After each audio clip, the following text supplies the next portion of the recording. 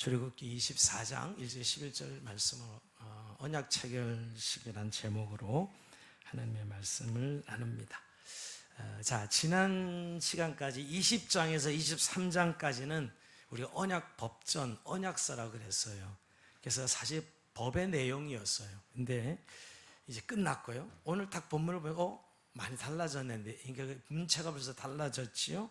오늘은 그 언약 법전을 가지고 이제 언약 체결하는 식이에요. 일종의 퍼포먼스의 세레모니죠. 언약 체결식을 하는 장면을 우리가 지금 읽었습니다. 근데 언약이란 말 들으면 아직도 이렇게 생소한 분들이 있는데요. 우리가 세상에선 계약이라는 말을 쓰지요. 쌍방의 어떤 약속을 하는 것을 계약, 그런데 하나님과 우리가 맺는 계약을 우리는 언약이라 그럽니다. 성경의 가장 큰 사상을 두 가지를 이야기한다면 하나님의 나라가 가장 중요한 사상이고요, 두 번째가 언약 사상이에요. 이 두 가지를 모르면 성경을 이해할 수 없습니다. 성경을 창세기부터 요한계시록을 풀어내는 데 있어서 하나님 나라를 모르면 해석이 되지 않고요, 두 번째 언약 사상인데요. 자, 오늘 8절에 보면 너희와 세우신 언약의 피니라 이런 말씀 나오는데, 하나님과 이스라엘 백성들이 언약을 맺습니다. 근데 여러분, 이미 우리가 창세기 강의를 했기 때문에 창세기에서도 언약이 나왔어요, 그죠? 제일 처음에 노아의 언약, 무지개를 보이시면서 내가 다시는 물로 세상을 심판하지 아니하겠다, 하나님의 언약의 약속이 있고요. 아브라함의 약속이 있었죠. 아브라함과 하나님이 맺은 언약, 우리가 창세기 15장에 보면 하나님 아브라함과 맺은 언약이 있습니다. 오늘은 이제 하나님과 이스라엘 백성들이 맺는 언약 사건이 나옵니다. 근데 여러분, 이스라엘 백성들 하나님께서 출애굽 시키신 것은 단순히 출애굽하는 것으로 끝나는 것이 아니었어요. 출애굽의 목적은 하나님과 이스라엘 백성들이 언약을 맺기 위함입니다. 그들을 왜 출애굽시켰느냐? 하나님의 언약을 맺기 위함이죠. 여러분, 그 출애굽시킨 구원 사건이 오늘 언약식으로, 언약 체결로 다 집중돼요. 여러분, 언약의 내용을 한마디로 이야기하면 뭐죠? 나는 너의 하나님이 되고 너는 내 백성이 되라. 나는 너의 하나님이고 너희는 내 백성이 되리라. 결국 이 언약을 체결하려고 이스라엘 백성들을 건지신 것이죠. 여러분, 언약은 쌍무적이잖아요. 상대 당사자가 있는 것이죠. 그러나 하나님과 맺은 언약은 이 쌍무적이긴 하지만 그 언약의 주도권이 하나님께 있기 때문에 굉장히 종속적이고 약간 불평등해요. 좀 일방성을 띠고 있다고요. 왜냐하면 여러분 생각해 보세요. 언약을 맺은 주도하신 하나님이 우주를 창조하신 창조주 하나님이시고, 그에 비하여 상대인 이스라엘은 하나님의 피조물의 존재에 불과하잖아요. 이런 점에서 이스라엘과 하나님은 결국 동등한 위치에 있지 않죠. 그런데도 하나님은 이스라엘을 언약의 당사자로, 파트너로 세우십니다. 이게 은혜예요. 그러니까 언약 사상이 왜 이렇게 중요하냐면, 하나님과 인간 말도 안 되는 상대인데도 불구하고 우리를 사랑의 관계에서는 평등하게 대하시면서 언약의 파트너로, 이것이 은혜라는 거예요. 하나님이 우리를 언약의 당사자로 세우셨다는 것이죠. 이스라엘은 자신의 능력이나 업적으로 하나님의 언약의 당사자가 된 건 아닙니다. 딱 한 가지 이유가 있다면 하나님의 선택이죠. 하나님이 자기 백성을 선택했기 때문이지, 이스라엘이 잘났거나 업적이 있어서 언약의 당사자가 된 것은 아닙니다. 오직 하나님께서 이스라엘을 선택한 사랑에 근거하지요. 그런 점에서 언약은 구원받은 이스라엘에게 하나님께서 베풀어 주신 가장 큰 은혜의 복입니다. 우리가 은혜의 복 이야기하는데 결국 하나님의 백성이 되잖아. 제사장 국가가 되잖아요. 이 언약을 통해서 이스라엘이 하나님의 백성, 제사장 국가가 되지요. 가장 큰 복이요, 가장 큰 은혜입니다. 그런데 이 은혜가 어마어마한데 한 가지 조건은 반드시 하나님 백성으로 살아야 된다. 하나님 백성으로서 이제 하나님의 언약에 순종하는 그런 삶을 살아야 되는 책무가 있지요. 자, 그러면 저는 이 하나님과 이스라엘 백성을 맺는 언약을 오늘 인간의 어떤 세레모니 중에 제일 많이 닮은 것을 찾아라 그러면 결혼식이라고 생각합니다.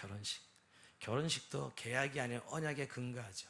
부부는 결혼하면 어떤 상황에서도 그 계획을 깨면 안 되죠.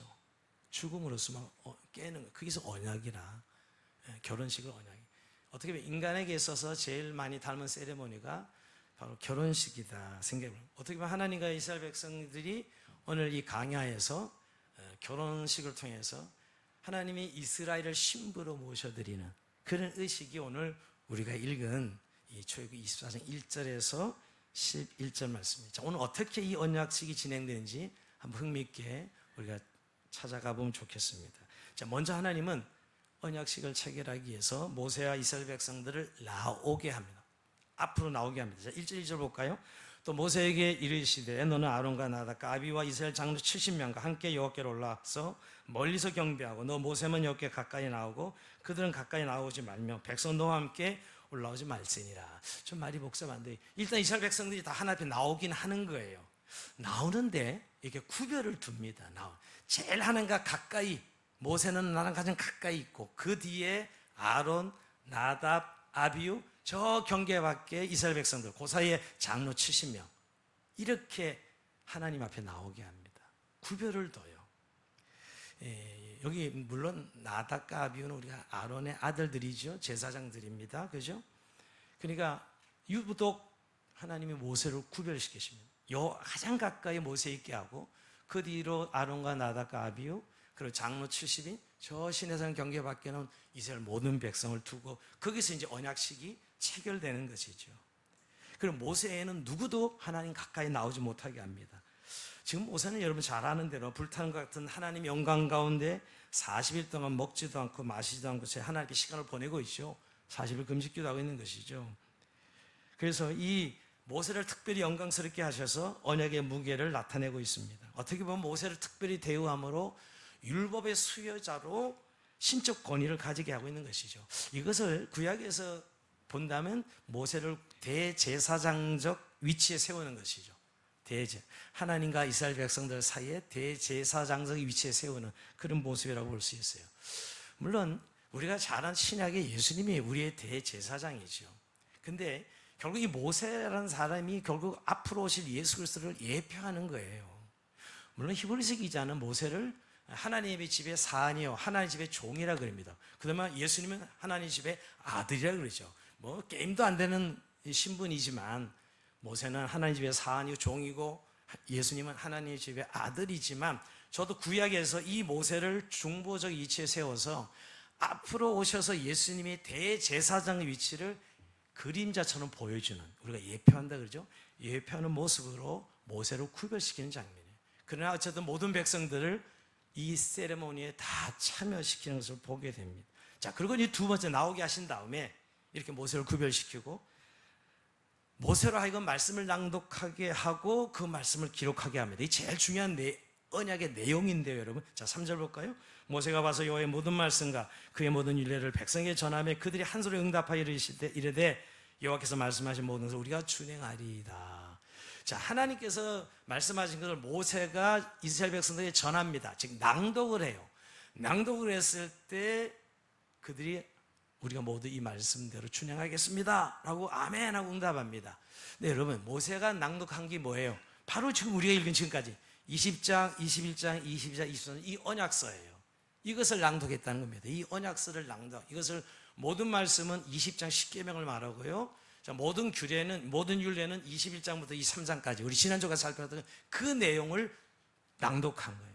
그때 그것을 듣고 이스라엘 백성들이 우리가 그 말씀을 다 준행하겠습니다 라고 그들이 응답한 걸 보게 됩니다. 자, 이건 굉장히 중요한데요, 여러분, 이 언약서 내용 중에 우리가 지금까지 다 살펴봤던 이 4장에 걸쳐 있는 내용은 이스라엘의 정체성이 담겨져요. 그들이 제사장 국가요, 또 그들의 사명이 무엇인지 그 언약의 내용 속에 나타나고 있고요, 특히 이스라엘 백성들이 하나님 백성으로 어떻게 살아야 되는지를 규정하고 있다고요. 이스라엘 백성 어떻게 살아야 되는지 우리가 지금까지 그래서 법을 살펴본 거예요. 25부터 23장까지 우리가 지금까지. 그래서 그 이스라엘 백성들과 체결된 언약의 성격과 특징을 규정하고 있는 내용이 바로 지금 모세가 읽은 언약서입니다. 언약의 내용이죠. 하나님 백성으로 어떻게 살아가야 되는지를 사실은 다시 한번 낭독하게 하는 것이죠. 낭독할 뿐만 아니라 너무 중요해서 보면 4절에 기록하게까지 합니다. 그만큼 이 언약에 있어서 제일 중요한 게 이 언약의 내용이죠. 이 말씀대로 너희가 반드시 준행하고 지켜야 된다는 것이에요. 언약의 내용. 기록하게 하는 걸 보면 알 수 있지요. 자, 근데 우리가 아까도 말씀드린 언약을 이렇게 낭독하자 이스라엘 백성들이 다 듣고서 준행하겠습니다. 일말의 고민도 없이 즉시 준행하겠다고, 요즘 말로 아멘 이렇게 소리 지르는 것이죠. 그들이 한 소리 응답하여 이르되 여호와께서 말씀하신 모든 우리가 준행하리이다. 정말 주님이 기뻐하시는 대답을 한 것이죠.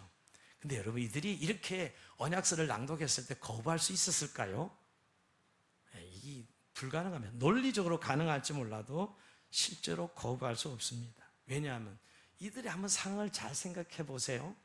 지금까지 이 애굽에서 종살이하던 이들을 이끌어서 지금 시내산까지 도착했어요.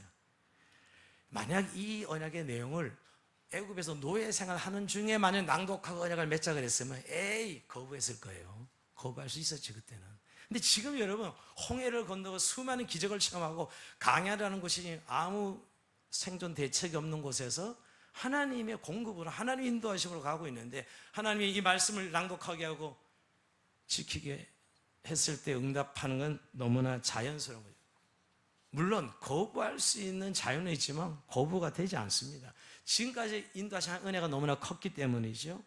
그리고 율법을 지금까지 이들이 듣고서 아멘한 것은 그것이 참으로 옳고 그들에게 복된 일이기 때문입니다. 하나님 말씀 옳지 않은 것이 어디 있겠어요.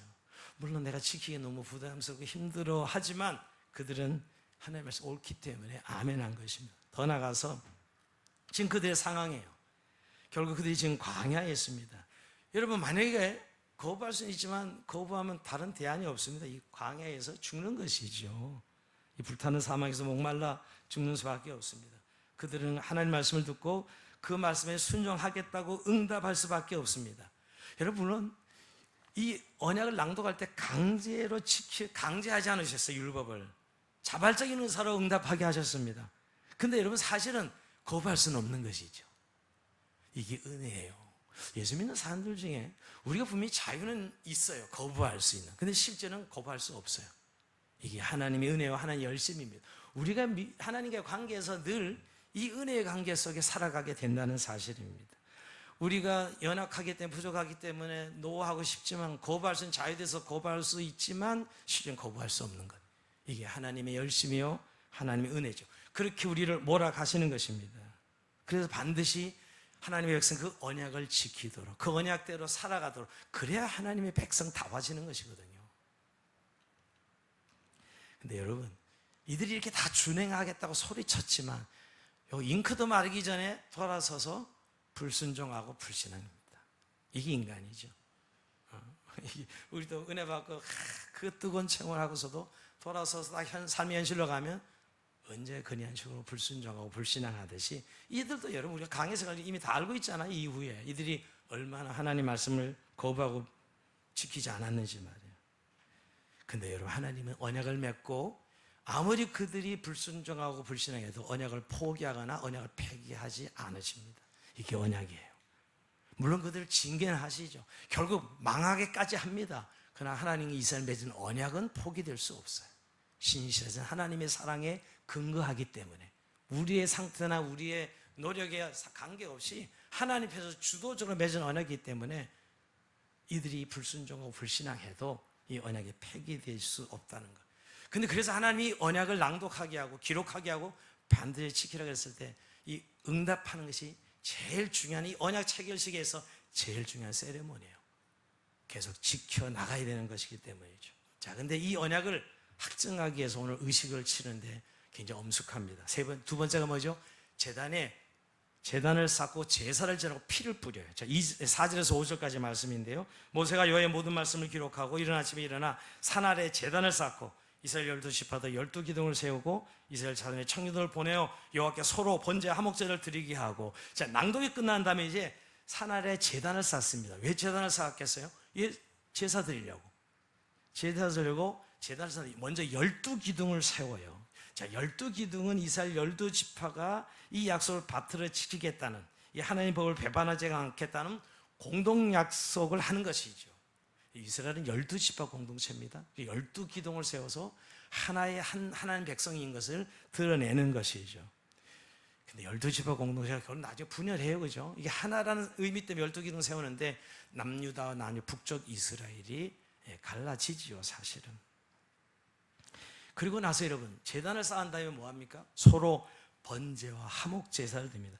번제는 이 짐승의 피로 자신들의 죄를 정결케 하는 일종의 속죄 제사이고요, 화목제는 정결한 상태로 하나님과 화목한 교제를 나누게 드린 제사. 이 두 가지 제사 가장 중요한 제사인데, 죄를 속죄하기 위해서 번제를 드리고 하나님과 화목하게 하면서 화목 제사를 드립니다. 화목제를 드리죠. 그리고 그 짐승을 잡은 피를 제단에 뿌립니다.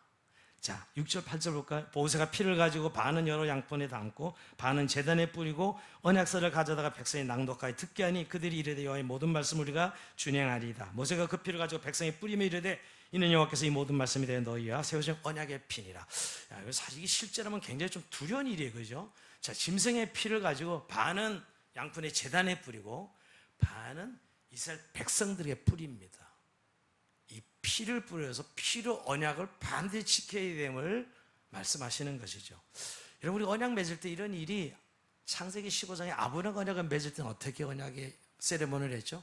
짐승의 각을 떠서 이렇게 중간에 갈라 넣어가지고 가운데 불이 쫙 지나가게 하죠.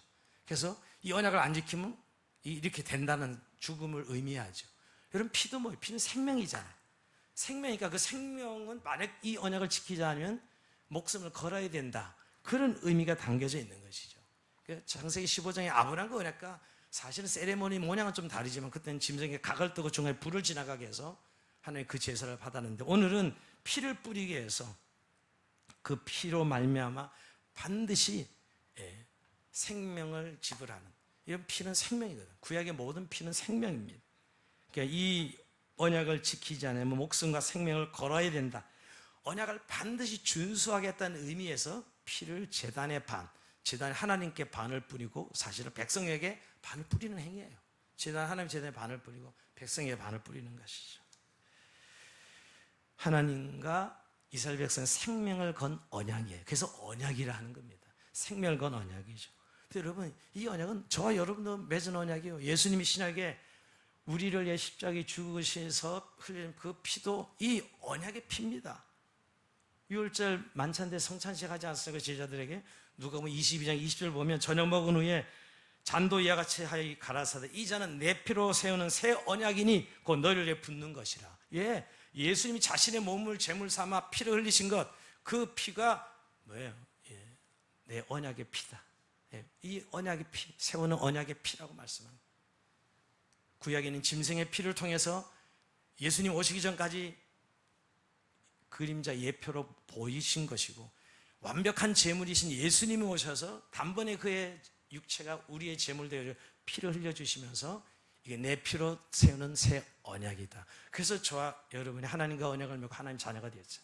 오늘 이 구약의 이스라엘 백성들이 하나님의 백성이 되고 저 여러분이 하나님의 자녀가 되지 않았어요?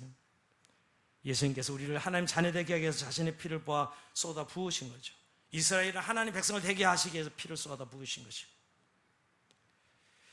이래서 여러분, 우리가 하나님의 자녀가 되고 백성이 된 것은 바로 이 예수의 피로 말미암아, 우리는 아무 공로 없지만 그리스도의 피로 말미암아 하나님의 자녀가 됩니다. 오늘 이스라엘 백성은 하나님의 백성이 된 것이지요. 바로 그 피가 보증하는 거예요. 이 새 언약은 예수의 피가 우리 그 하나님 자녀 된 것을 보증하는 것이죠. 근데 이 언약 관계 밖으로 나가면 이제 생명을 내놓는 의미죠. 피를 뿌렸다는 건 여러분. 그러니까 하나님과 우리의 관계는 생명을 건 언약의 관계임을 보여주는 것입니다. 그래서 이렇게 피로서 맺어진 언약을 우리는 어떻게 생각해야 되는가? 우리가 사실 세례식도 자주 말씀드리고 그리스도의 새 언약을 우리가 하나님 자녀가 됐는데, 우리가 이전에 나는 죽고 이제 나는 새로운 삶을 산다는 표시죠. 우리가 피를 뿌리는 건 나 예전에 예수 믿기 전에 나는 죽고 이스라엘 백성 애굽에 노예된 이제 그 신분은 죽었어요. 그리고 이제 하나님 새로운 백성이 되었다는 선언입니다. 피를 뿌리는 것은 예전에 노예에서 자유인이 되죠. 내가 예전에 죄인이었으나 하나님 앞에 의인이 되고 하나님의 백성이 되었다는 것이죠. 그리고 이제 삶의 목표가 이제는 바로에게 충성하는 것이 아니라 주근인 하나님을 사랑하고 하나님을 예배하고 의지하는 삶으로 바뀌는 것입니다. 하나님 자녀가 되기 전에 나를 위해 살지 않고 하나님을 위해 살아가는, 하나님 나라를 위해 살겠다는 결단 의식이 바로 이 피 뿌리는 의식 속에 담겨진 의미입니다. 그래서 주님은 이들에게 요구하죠. 너는 마음을 다하고 뜻을 목숨을 다하여 주 너의 하나님을 사랑하라 라고 요구하시는 것이죠. 그런 언약이 바로 이 생명의 언약, 피의 언약입니다. 그리고 이런 얼마나 언약이 전에 다시금 또 한 번 더 낭독을 더 해. 이 언약에서 한 번 더 낭독하게 하고 그리스도에서 다 준행하겠으면 다시 한 번 결단하죠. 자, 그래서 이제 이 세레모니가 언약 체결식이 끝납니다. 자, 언약 체결은 번제제사들이 화목제사를 드리고 피를 뿌림으로 끝나는데 그 뒤에 이 언약식에 피드백이 있어요. 여러분, 우리가 결혼식이 끝나면 피로연이 있죠. 그것처럼 오늘 이 본문에도 보면 이들이 언약식이 끝나고 나서 요즘 말로 뒤풀이지요.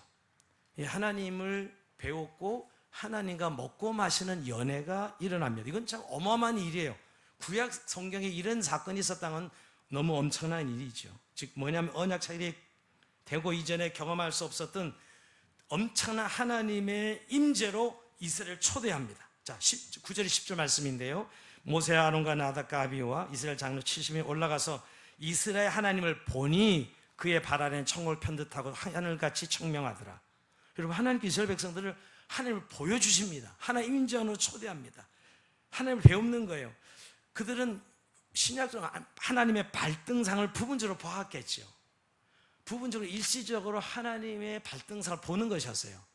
사실 구약의 하나님을 본다는 건 죽음을 의미하는 거예요. 그냥 바로 보는 것은 죽음이어야 되는데 오늘 이들이 지금 번제제사, 화목제사 들고 피를 뿌리고 나서 언약 체결식 후에 하나님이 잠깐 하늘을 열어줘 보여주신 것이죠. 그들을 하나님의 임재 안으로, 그 언약 체결이 정말 얼마나 중요한지를, 그 언약 체결이 정말 얼마나 귀한 것인가 알게 하기 위해서 하나님 임재 안으로 초대합니다. 그게 얼마나 놀라운 일입니까, 여러분? 그래서 여러분, 우리가 신약 시대에도 우리가 체험적으로 하나님을 본 사람은 끝까지 신앙을 지켜요. 하나님을 본다는 거, 하나님을 만난다는 거. 이들이 구약 시대는 언약을 받는 것만 해도 하나님의 말씀이니까 된 거 아니겠어요? 그런데도 더 견고히 확정하기 위해서 하나님을 잠깐 발등상을 보여주는 거예요. 그래서 이들이 그 강야 긴 40년 동안 그 시련과 고난을 넉넉히 이길 힘을 주는 것이죠. 우리가 하나님을 만나는 체험이 있는 사람은 어떤 고난이 와도 그 하나님이 분명하기 때문에 고난을 이기듯이 이들에게 하나님을 잠깐 보여주시는 것입니다. 근데 그 하늘을 배웠을 때 특징이 마치 그 발 아래 청옥을 편 듯하고 하늘을 편 것처럼 청명하다 그랬습니다. 여러분, 청옥이라 그랬는데 청옥이 오늘날 사파이어 블루라 그러죠. 사파이어 블루. 그래서 여러분, 서양에 있는 모든 성당과 교회 스탠드 글라스를 보면 푸른색입니다. 짙은 푸른색. 하나님 임재의 색깔이 짙은 푸른색이에요.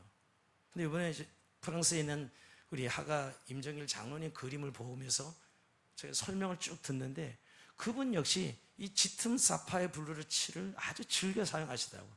물어보니 다 하나님 임재라는 거예요. 그 색에 드러나면 하나님 임재예요. 그리고 그분은 항상 의자를 그리는데 하나님이 성부, 성자, 성령 하나님이 앉아있는 의자로 하나님 임재를 표현해요. 그분은 추상을 그리지 않고 구상을 그리시는 분인데 그 그린 내용이 자기 신앙을 다 몸을 담아요. 담는데 보면 항상 푸른색으로 하나님 임재를 표현하고 있어요. 오늘 이 청옥이라는 게 그래, 하나님 임재의 색깔이죠. 색깔. 푸른색으로 하나님 임재를 처리하고 있는 것입니다. 근데 그분의 발밑에 하늘이 있는 것처럼 하늘을 편 것처럼 청명하다 그랬는데 결국 하늘이 하나님 보좌라는 것이죠. 이들이 믿는 하나님, 이들과 맺은 그 하나님은 결국 단순히 이 이스라엘의 하나님뿐만 아니라 하늘의 보좌를 두시고 만유를 통치하시는, 만유를 운영하시는 하나님이신 걸 보여준 것이 잠깐 이들이 하나님을 신뢰하고 믿도록 해주신 것이죠. 근데 그 임재에 들어가는 것도 너무너무 놀라운 일인데 구약시대이지만 하나님 임재를 보면 죽어야 되는데 죽이지 않고 더 놀라운 것은 기념 잔치가 벌어집니다. 이 언약 매주의 이스라엘 역사는 가장 놀라운 일이 벌어지는 거예요. 연회가 벌어져요. 하나님 이스라엘 장로 70명과 모세, 아론, 아답, 나비오 함께 먹고 마신 연회가 벌어요. 11절이 그 내용입니다. 하나님이 이스라엘 자손들의 존귀한 자들에게 손을 대지 아니하셨고 죽이지 아니하셨다는 거예요. 그들은 하나님을 뵙고 먹고 마셨더라 이렇게 표현하고 있어요. 사실 죽이셔야 되는데 배웠어요. 죽이지 않아 먹고 마셨더라. 이 연회는 하나님과 교제를 의미합니다. 사실 우리가 구약에 간지 못하면 이들이 죽어야 되는데 하나님 죽이지 않아 식사를 같이 하셨어요. 그들에게 하나님이 어떤 분이 하는 사람을 드러내 보이신 것이죠. 죄인은 하나님을 볼 수 없습니다. 근데 하나님은 이 언약 후에 하나님이 이스라엘을 하여금 하나님 볼 수 있게 뿐만 아니라 식사까지 하시죠. 그래서 결국 이건 단순한 식사가 아닙니다. 하나님과 이스라엘 사이에 온전한 합평, 화목이 이루어졌다는 거예요. 구원 사건이 뭐죠? 하나님과 온서됐던 우리들이 화목한 것이 구원 사건이죠, 신약에서.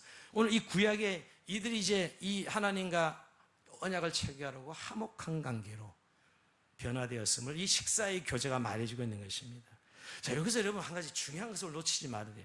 하나님 우리를 자기 백성으로 삼으신 궁극적인 목적은 단순히 우리를 건지고 우리를 구원하신 이유는, 우리가 하나님 백성 된 것은 사실은 이 영광스러운 교제에 초점이 있어요. 구원의 종국적 마지막 초점은 하나님과의 교제, 하나님과 연합, 하나님과 동행이 있다는 거예요. 위대한 영광스러운, 원래 하나님 우리 인생을 창조하실 때 사실은 우리와 함께 하시려고 우리를 지으셨거든요. 그러니까 결국 구원의 마지막 종착 지점은 하나님과 영광스러운 교제 속에 있는 거예요. 그래서 이 먹고 마시는 식사를, 연애를 즐기시는 거죠. 성도의 교제 속에 여러분, 우리가 식사를 같이 하는 게 얼마나 중요한 세레머니인지 몰라요. 이게 예배라니까요. 우리가 식사를 같이 하는 것이. 그래서 성찬, 예찬이 항상 이어져 있는 것이 교회의 전통인 것이 바로 그 때문이죠. 하나님과 함께 식사를 했다는 것은 온전한 교제 안으로 들어갔다는 것입니다. 여러분, 이 장면은 예수님이 성찬식과 똑같은 장면이죠. 제자들과 성만찬할 때 여러분, 잔을 나누시면 이 피로, 내 피로 세운 새 언약이니 이것을 행하여 마실 때마다 나를 기념하라. 이걸 뗄 때마다 예수님이 나를 기념하라 그랬습니다. 결국 성만찬은 이 새 언약의 확실한 확증을 보여주시는, 여러분, 우리가 그래서 다음 주에 성찬을 하지만 너무너무 중요한 세레모니입니다. 하나님과 우리의 관계를 보여주는, 떡을 떼고 잔을 나누는 것이 온전 그리스도 교제 안으로 들어가는, 우리가 한 공동체, 한 식구로 들어가는 중요한 의식이죠. 초대교회는 모이면 그래서 성찬식을 했던 이유가 그 때문입니다. 그런 의미에서 우리는 이미 구약에 지금 이 율법을 받는 이 모세의 언약을 보면서 신약에 완벽하게 이루어진 그리스도의 새 언약, 예수의 피로 세운 새 언약 안에 우리가 있는 것을 보게 됩니다. 그런 의미에 여러분, 결국 우리가 마지막 주님 다시 오실 날 어린 양 혼인 잔치에 들어가죠. 그러니 성경은 일관성이 있어요.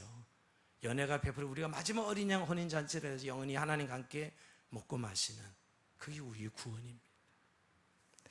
오늘 말씀을 정리하면서 여러분, 이처럼 오늘 이 이스라엘 백성들이 하나님과 언약 체결하는 모습을 보면서 지금 우리는 새 언약을 맺은, 그리스도의 피로 말미암아 새 언약을 받은 자들이죠. 여러분, 우리가 하나님 백성 그냥 된 것이 아니라는 거예요. 그리스도께서 자신의 몸을 찢으시고 자신이 피를 흘려 그 언약을 이루셨습니다. 예수의 피가 아니면 우리는 감히 그 언약에 아무도 동참할 수 없는 자들이었죠. 왜냐하면 우리는 그 언약대로 살 수 있는 자도 아니고 살 수 있는 능력이 있는 자들도 아니고 죄인들이었는데, 하나님이 일방적으로 우리를 선택하셔서 자신의 피로, 하나님의 피친이 육체를 입고 이 땅에 피를 흘려주심으로, 살을 찢어주심으로 우리를 자기 백성, 자기 자녀 삼아주신 것. 저는 한 주간 다시 복음을 묵상하면서 너무너무 가슴이 뜨거워지고 그저 드릴 건 눈물밖에 없더라고요. 내가 할 수 있는 일은 도저히 이해할 수 없는 하나님의 사랑이에요. 우리가 흔히 부모의 사랑, 부모가 가끔 자녀, 내가 너를 얼마나 사랑하는지 알아? 자녀가 너무 부모의 사랑을 이해 못해서 그런 말 하잖아요. 너를 내가 얼마나 사랑하는데. 그 사랑은 아무것도 아닙니다. 이 하나님이 이 자기 백성을 향한 이 사랑 말이에요. 도무지 측량할 수 없는 사랑이에요. 우리가 배신할 거 뻔히 알고, 우리가 불순종할 걸 뻔히 알고, 다 그 엉망의 삶을 사는 것을 알면서도 오직 자기 주권이 자기가 선택한 자기 백성이기 때문에 끝까지 포기하지 않으시고 우리를 붙들고 마지막 어린애 혼인잔치까지 이끌어 가신 하나님의 구원 사건이 이 언약에 담겨진, 이게 오늘 세레모니를 보여주는 것이죠.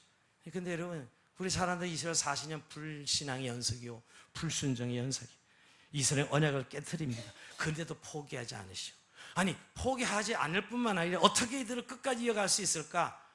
언약을 다시 맺는 게 새 언약이에요. 자, 에레미야 31장 32절 이렇게 말씀하고 있습니다. 이 언약은 내가 그들의 조상들의 손을 잡고 애굽 땅에서 인도해 내던 날에 맺은 것과 같이 아니할 것은, 자, 오늘 이 율법에 맺은 이 언약과 같지 않을 것은 내가 그들의 남편이 되었어도 그들이 언약을 깨트렸습니다. 여호와의 말씀이라. 그러나 그날 후에 내가 이스라엘 집과 맺은 언약은 이러하니 곧 내가 나의 법을 그들 속에 두며 그들의 마음에 기록하여 나는 그들의 하나님 되고 그들은 내 백성이 될 것이라 이 말씀이에요. 언약의 내용이 바뀐 건 하나도 바뀐 것이 없어요. 그들은 나는 그들의 하나님 되고 그들은 내 백성이 될 것에 똑같은데 이 율법을 이렇게 지키라 했는데 안 지키잖아요. 못 지키잖아요. 내가 남편이 되어서 이들이 끌고 갔는데도 맨날 불륜을 저지르고 짝짝꿍하고 이 세상을 향해서 우상숭배하고 이러니 내가 이제 너희 마음속에 아예 마음의 신비의 언약을 새기겠다. 그것이 무슨 사건이요? 예수님이 오셔서 우리의 성령을 부어주셔서 도무지 우린 더 이상 그 언약을 폐기할 수가 없도록 우리 안에 성령으로 지어지지 않는 언약으로, 그게 그리스도의 새 언약이죠. 그게 새 언약이에요. 하나님 영으로 세운 새. 그래서 그 언약으로 우리 애를 자녀로 인치고 자기 백성 삼아서. 여러분, 우리의 신분에 대해서 여러분 어느 정도로 생각하고 살아가고 있습니까? 하나님 편에서 이렇게 우리를 자녀 삼으시게 하신 하나님의 역사를 생각한다면 나는 그 은혜, 구속의 은혜, 우리가 늘 받는 고난 때문에 힘들어하고 하나님 앞에 불평도 하고 우리 어떤 상황 때 하지만 우리를 이미 자녀 삼으시고 이미 끝까지 우리를 붙들고 가신 그 하나님의 사랑을 생각하면 우리 하나님 앞에 감사할 것밖에 없는 것을 보게 됩니다. 그러게 여러분, 이제 그 사랑의 언약으로 살아야 됩니다. 하나님 백성은 우리의 이름은 분명히 가졌는데 이제 정말 하나님의 언약의 백성이 백성답게 살아야죠. 그 백성답게 사는 게 뭐죠? 언약의 내용을 지키는, 이 말씀을 지키는 삶이 바로 백성답게 사는 길입니다. 우린 백성 된 것은 너무 자부심을 가지고 좋아합니다. 그러나 정말 하나님 백성답기를 원하시죠. 그러면 그 말씀대로 살아야 백성다운 것이죠. 오늘날 한국교회가 이렇게 위기인 것은 정말 하나님의 백성다움을 좀 보기를 원하는데, 백성이라고 이야기는 하고 십자가는 여기저기, 교회 교권은 하늘을 찌를 듯 크지만 정말 하나님 백성다움을 좀 보여달라고 하는 거 아니겠어요, 여러분? 이 약속의 말씀대로 순종한 하나님의 백성만입니다. 근데 여러분, 오늘 우리는 우리 편에서 늘 하나님 약속의 말씀 지키기가 너무 어려워요. 부담스러워요. 이 세상 살아가려면 너무너무 힘들어요. 이렇게 우리는 늘 핑계 삼을 때가 많습니다. 그러나 여러분, 오늘 주님은 우리에게 뭐라고 말씀하냐? 네가 나를 사랑하면 그 언약은 충분히 순종할 수 있고 지킬 수 있다고 말씀합니다. 주님은 먼저 그 약속을 지키라 하기 전에 너는 마음을 다하고 뜻을 다하고 목숨을 다하여 주 너의 하나님을 사랑하라 라고 말씀합니다. 결국 여러분, 우리가 율법은 결국 이 사랑의 완성이 율법이거든요. 율법의 결국 사랑이 율법을 완성시키는 거예요. 사랑하는 자는 결국 그 율법을 지켜요.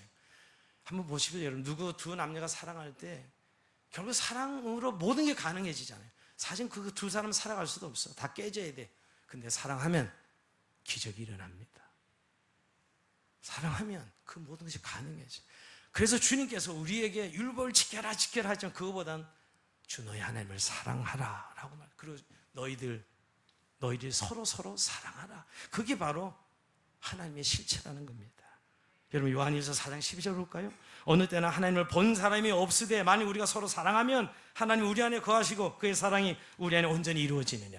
주님은 우리가 율법 지키기가 너무 어렵다 그러는데 너희는 요즘 우리가 참 각박하게 살죠. 너희가 사랑하지 않기 때문이라고 말씀하고 있는 거예요. 하나님을 사랑하면 율법을 지키게 돼 있는 거예요. 또 형제 자매를 사랑하면 그 허물을 다 덮게 돼 있어요. 근데 사랑하지 않기 때문에 율법은 심판 때 잣대가 되고 비난의 잣대가 되는 것이죠. 그러나 정말 사랑하면 그 율법은 그를 온전케 하는 하나님의 우리를 보호해 주시는 법이 되죠. 그러면 사실 이 언약과 법은 외적으로 딱딱한 법입니다. 그러나 이 법은 하나님의 사랑이 담겨져 있어서 자기 백성을 보호하시고 자기 백성을 지켜주시기 위해 주신 법이지, 이 법을 우리를 괴롭히려고 우리를 망가뜨리려고 우리 힘들게 살려준 법이 아니다는 거예요. 그런데 우리가 사랑하지 않기 때문에, 우리가 우리 자신들을 사랑하고 세상을 사랑하기 때문에 이 법이 너무 힘들어 보이는 거예요. 이 못 지킬 수 없어요 라고 생각하는 것이죠. 오늘도 주님, 내가 주님을 사랑함으로 이 모든 율법을 완성하기를 원합니다. 우리가 사랑함으로 형제를 진정, 우리가 하나님 본 사람은 없지만 그 사랑 안에 하나님 거하시는 것처럼 우리 형제를 사랑하는 법으로 언약을 이루어내는 새 백성으로 살기 원합니다. 이렇게 기도하는 저 여러분 삶이 되길 주의 이름으로 축원드립니다.